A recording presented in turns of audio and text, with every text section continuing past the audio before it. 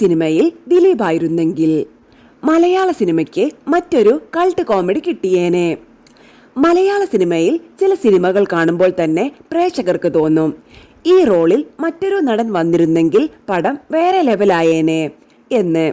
അത്തരത്തിൽ ഇന്നും cinema ഗ്രൂപ്പുകളിലും social media ചർച്ചകളിലും ഇടം പിടിക്കുന്ന ഒരു അഭിപ്രായമാണ് പ്രിയം സിനിമയിൽ കുഞ്ചാക്കോ ബോബന് പകരം ദിലീപ് വന്നിരുന്നെങ്കിൽ സിനിമയുടെ മുഴുവൻ വൈബ് തന്നെ മാറിയേനെ എന്നത്.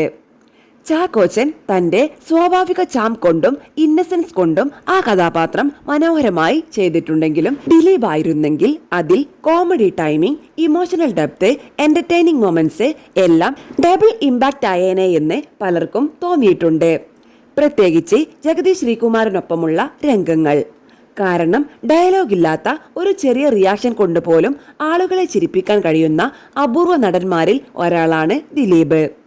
ഒരു എക്സ്പ്രഷൻ, ബോഡി ലാംഗ്വേജ്, ടൈമിംഗ് അത്രമാത്രം മതി സീൻ എലവേറ്റ് ആകാൻ. പ്രിയം പോലൊരു ലൈറ്റ് ഹാർട്ടഡ് ഫാമിലി എന്റർടൈനറിൽ അത്തരമൊരു പെർഫോമർ വന്നിരുന്നെങ്കിൽ പല രംഗങ്ങളും ഇന്നും മീം മെറ്റീരിയൽ ആയി മാറിയേനെ. അതിന്റെ ഉദാഹരണങ്ങൾ ദിലീപിന്റെ കരിയറിൽ ഒരുപാടുണ്ട്. കുബേരൻ സിനിമയിൽ പിള്ളേരുമായുള്ള അദ്ദേഹത്തിന്റെ കെമിസ്ട്രി ഇന്നും ആളുകൾ മറന്നിട്ടില്ല.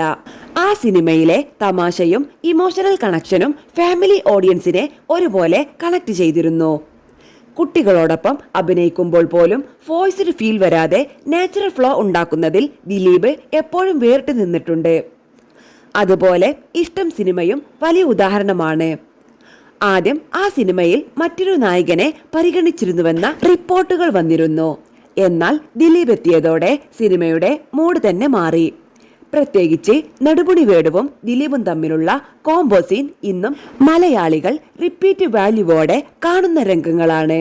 ചെറിയ ചെറിയ തമാശകൾ പോലും മെമ്മറബിൾ ആക്കാനുള്ള കഴിവ് ദിലീപിനുണ്ടായിരുന്നു.